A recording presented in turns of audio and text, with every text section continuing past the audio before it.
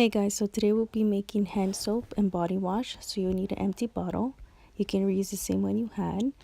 Then you'll need a refill soap. You get these at the dollar store. I have my body wash and my other body.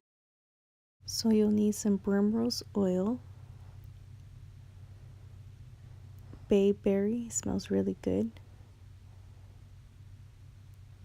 Some lavender, dry lavender would be good. Rosehip oil is really good for your skin. And do as I say. Definitely need that for the children so they listen to you. Some patchouli oil. Now you can add a little bit of soap to the empty container, just a little bit, not too much. Now you can add your oil, so primrose oil, put a little bit of that.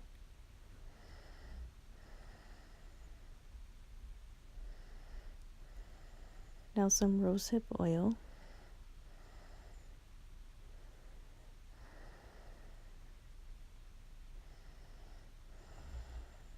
And some bayberry. This gives it a really good smell. If you like sweet, this definitely you have to add on. And some patchouli oil.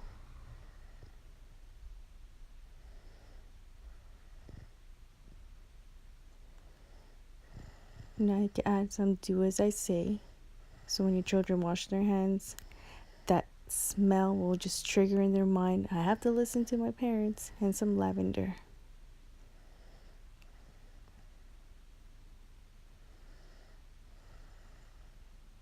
Not too much, just a little bit. Now add the rest of the soap, fill it all the way to the top. So once you filled it, now mix it up so all the oils and the lavender gets mixed all the way around. Now you can shake it. Don't forget to tighten it and then shake it. Open up to see if you want to mix it more, but that looks pretty good.